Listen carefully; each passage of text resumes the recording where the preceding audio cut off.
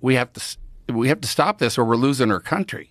Yeah, I think they're more concerned with being in power than they are with preserving the idea of democracy.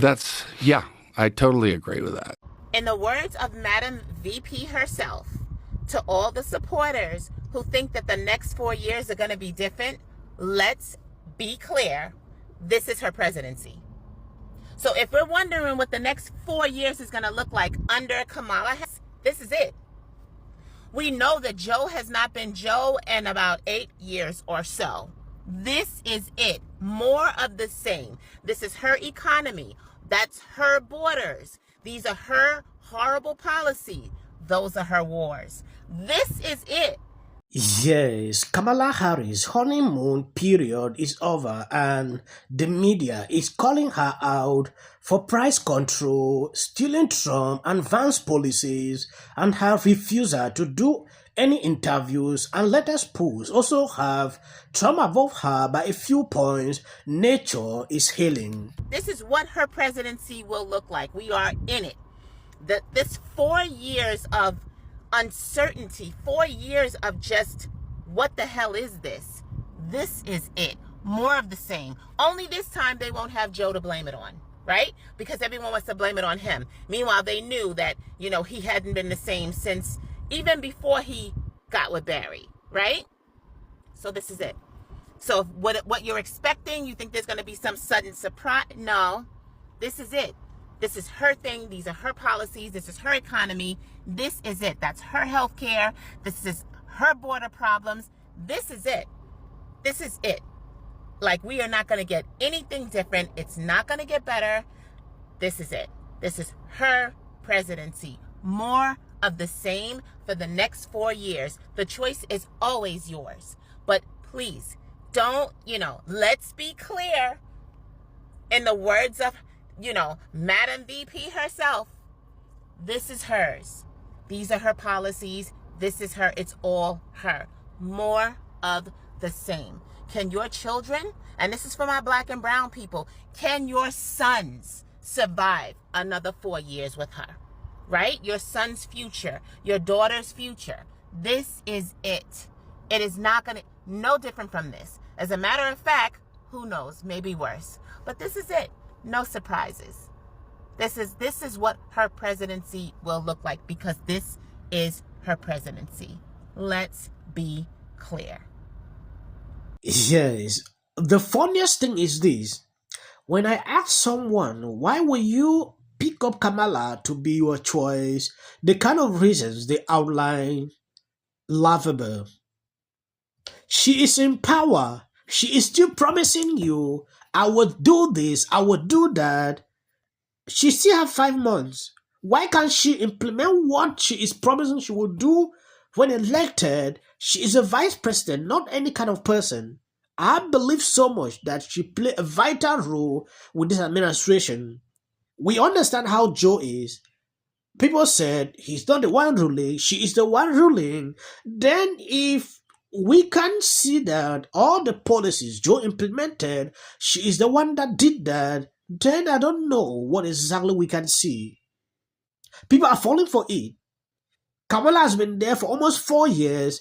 Anything that is happening wrong with this administration, she is responsible. You can't still promise people that, oh, you will change this, you will change that. I should see her saying, oh, now we have to implement these policies. Change up Joe's policies.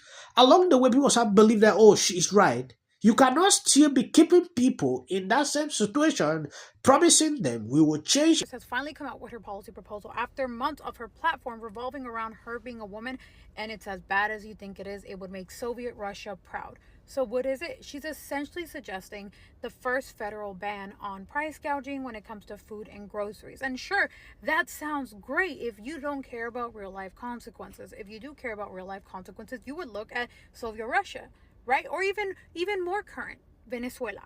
What happens when government caps prices? When the government regulates prices, it usually causes stagnation or regression in the market. What does that mean? It means that if the government caps the price of eggs at $2.50, That would be great for the week that those eggs are available. But eventually, big corporations or even small mom and pop shops are going to look and realize, hey, I'm not making any money off of selling eggs for $2.50, and I can't sell them for more, so I'm going to stop the production of this. And now eggs won't be readily available for everybody. If the government caps the price of houses at $50,000, sure, that would be great if you manage to find somebody who wants to sell their house at $50,000. But then what would happen? People would stop building houses because there's no profit in building and selling a house. You might even be losing money. Construction workers would eventually lose their jobs because, again, who wants to hire someone to build anything when it's gonna lose their money? I think that this is a realistic policy that Democrats would push. Absolutely not. What they're doing is using this as a talking point against Republicans. Hey, you don't support an economic policy that would absolutely destroy our economy. You're a bad guy. She's just creating more false promises to her constituents, so it looks like she's trying to solve a problem, but really it's going to make it worse. But the one thing the government can do to help lower inflation without destroying the economy: lower government spending. Become responsible with taxpayer money, but we're not going to see anybody do that. Yeah, so Kamala's plan is to artificially inflate the housing market, giving first-time home buyers 25K will simply launch demand into the stratosphere and make home costs rise significantly. You can increase housing demand dramatically without first increasing supply. When you take at her new policy she put out, this is what she wants to do. She wants people to buy more homes without increasing the supply. A lot of people will actually see a drastic increase in price because the houses are not there. So people selling will automatically inflate the prices, and a lot of people will suffer as a result of this. Yes, this second lady said a lot of things that make sense. I'm seeing a lot of Republican ladies coming out, strong. She said everything that I had in mind. If they are struggling to do this, these are just fake promises they are putting out to deceive people.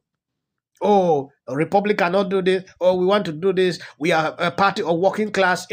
These are the kind of talking points these people want to gear up. Now looking into real sense of what they're trying to do, why can't they stop government spending? We understand what they do every single time. I don't want to talk about this Ukraine issue, how they send money every single day. These are some of their reasons. If they learn to stop a lot of this expenditure, that will put inflation down. If you want to give money or do this to housing market, a lot of people will not even go into real estate because they believe that there is no gain into the business. So what will be the need? They won't do that at all. They should be able to see exactly what they're doing. This will backfire. I just want Trump to see it and call out the way it is. Democrat thinks they are so intelligent, but to me they are not.